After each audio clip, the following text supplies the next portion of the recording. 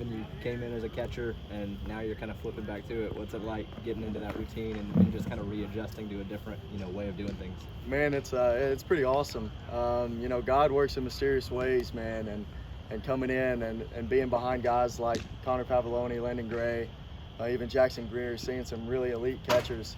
I think it's kind of like prepared me, seeing them play every day and seeing what it takes for them to be elite. I think it kind of prepared me for this upcoming season. And, I think Charlie Taylor, I think he's good enough to really give us a chance to win a Super Regional again and go back to Omaha. But I feel like I would be doing myself an injustice, and along with the entire state of Tennessee, if I didn't give it my all. So I think it's going to be cool. Going off giving your all, can you talk about kind of that decision to come back and just what that process was like for you? It was pretty easy. I had some intentions on playing pro ball, but given the opportunity to come back and play one more year and then play pro ball after, just being able to come back around the guys and have a chance to do more than we did last year, it was a pretty easy decision to see what we can do. When did they approach you, or you approach them about possibly catching? So that was part of the deal of me coming back. I wanted to expand my versatility, and I think I came to Coach V and was like, hey man, I know that you don't have many catchers coming back. I'd like to give it a try.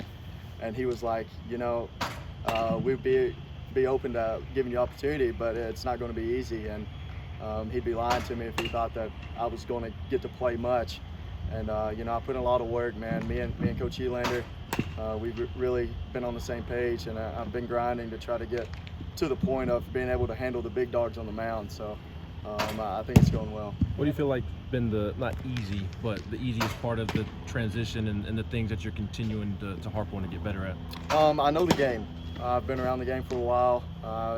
It takes a lot to rattle me at this point, I believe. I'm an old guy. I'm going to be one of the older guys on the field, and I know certain situations, and I can handle a lot of young guys that are going to be on the mound. I think that's going to be what I bring to the table most. I'm working on getting certain pitches and being able to throw runners out, but I feel like I'm going to be able to be a general out there. Since jumping back into the position, have you learned anything new about yourself and that position?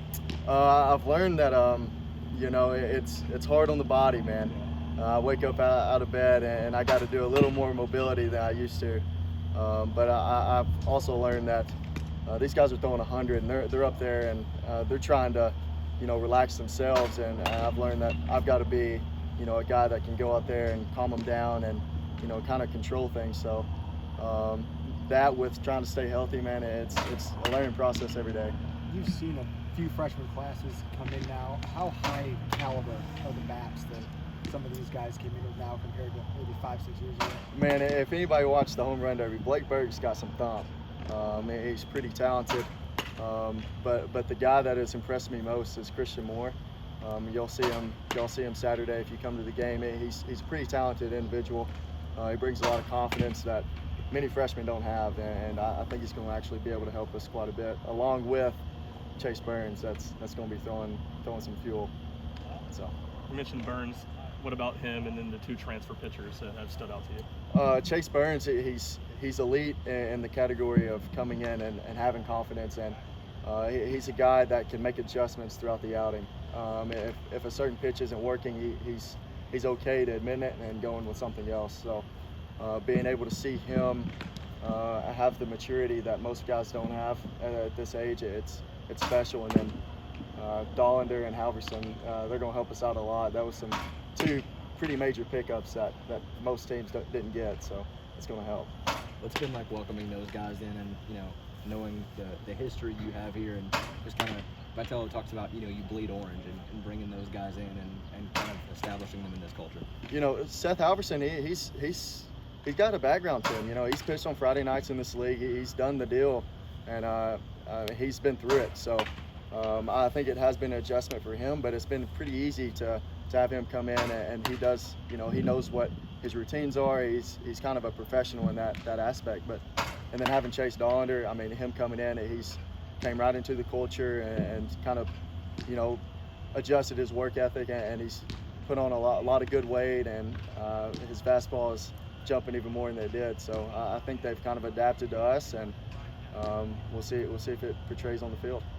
Have you reached out to any past Tennessee catchers like Paz or anybody else in your development in your new position? Yeah, so me and Pav, we've been communicating a little bit, and he's coming back within a month, and we're going to get together, and he's going to tell me, the tricks that he has, what works for him, and, being able to watch him, he turned himself into a big league catcher, and, I'd be stupid if I didn't take something from him and take some advice and use him as sort of a coach as well. So I think we're going to get together this Christmas and get on the grind.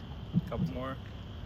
Just at the plate, hitting with the bat in your hand, just what's been your focus there this offseason?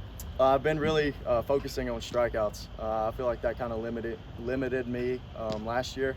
I think the power is still going to be there, but I think if I put the ball in play a little more, I think better things will happen. So that's been my approach this fall, and it's been working pretty well. But trying to get back within myself, understanding the zone a little bit better, and staying within myself. Just from a personal standpoint, do you personally enjoy playing left field or catcher more? Left field, it's actually more pressure in left field to do well at the plate, because you don't have a lot of action out there. You're expected to perform in the box and score some runs. So I think I enjoy catching during the fall. Right now, I've enjoyed catching more just because I'm always involved. Even if I don't have a good AB, I can come back out and dial it back in and do something to help the team. So I think catching is my true love, to be honest. Halverson was an ace in an SEC school. Dollander chose Tennessee over Arkansas. Just the allure that this program has gained in the past few years, does that feel surreal to you at this point with everything you've seen? It's pretty cool, and especially bringing in a recruiting class that we did. We finally got a lot of talent that we've been trying to create since I've been here. So, but I think it goes to show you the program, the fans, the facility changes that are about to happen. I think it shows that there's a lot of people willing to perform in this program, and as you can tell, the fans from last year, they were rowdy, and they enjoyed coming out here, and I think that kind of feeds into us. So to be honest, any of the fans that were rowdy at the football game last week, if they ever want to come out to Lindsey Nelson, you're always accepted. So Thanks, Evan.